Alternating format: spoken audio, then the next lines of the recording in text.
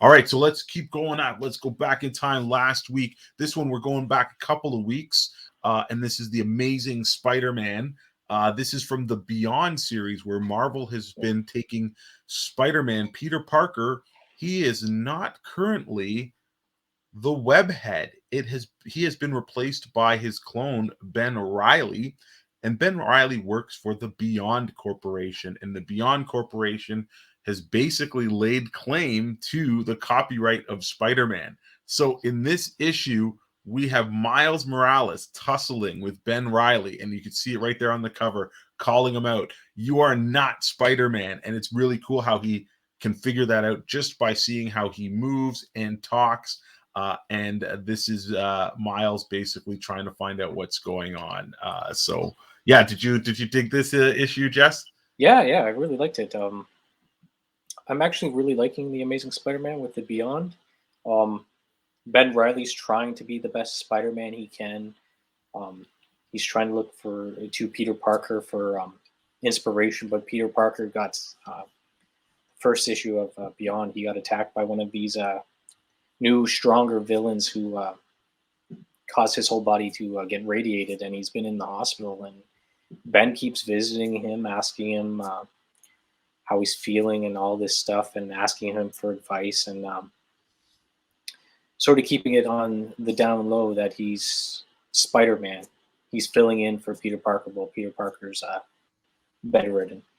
This is a monster we see in this issue.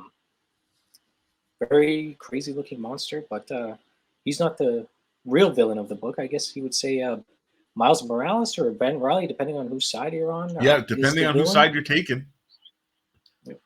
I really like this issue for the way it's drawn too. It looks beautiful with Spider-Man gliding. He's got a whole bunch of new tech because he's working with Beyond. This is the first time Beyond's really been around in this presence, right? Yep. Like they've always been around, but they haven't really took center stage. They're a tech juggernaut. They've got these new wing tech. They can talk to Ben Reilly wherever he goes. They track him. They know his vitals. They track him. Yep, he's got different web functions through his his web shooters. Yeah, so this is almost like a little bit like the Superior Spider-Man. Lots of different gadgets and stuff. So I think he's kind of inspired by the Tom Holland Spider-Man too, with Tony Stark's tech in his suit, right?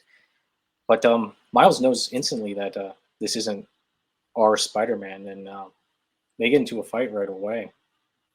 What do you think of the fight? Yeah, I thought it was pretty cool because it definitely starts off with as your classic superhero tussle, and then as bystanders are gonna be, shall we say, getting caught in the middle, then they both hero up and do what needs to be done. But yeah, you can see them just going at it, and it's just such a cool fight.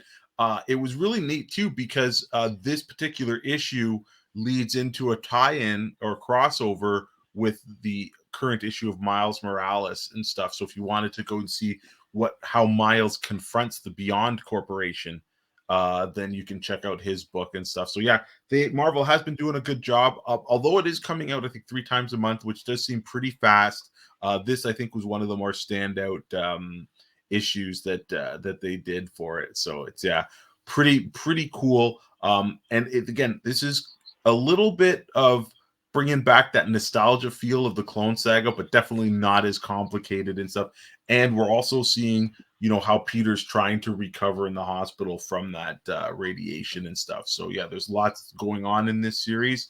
So I guess maybe that's why they're bringing it out weekly. But it's going to end. It's going to be, I think, a 12-part series, and then they're going to be doing something brand spanking new with Spider-Man. And John Romita Jr.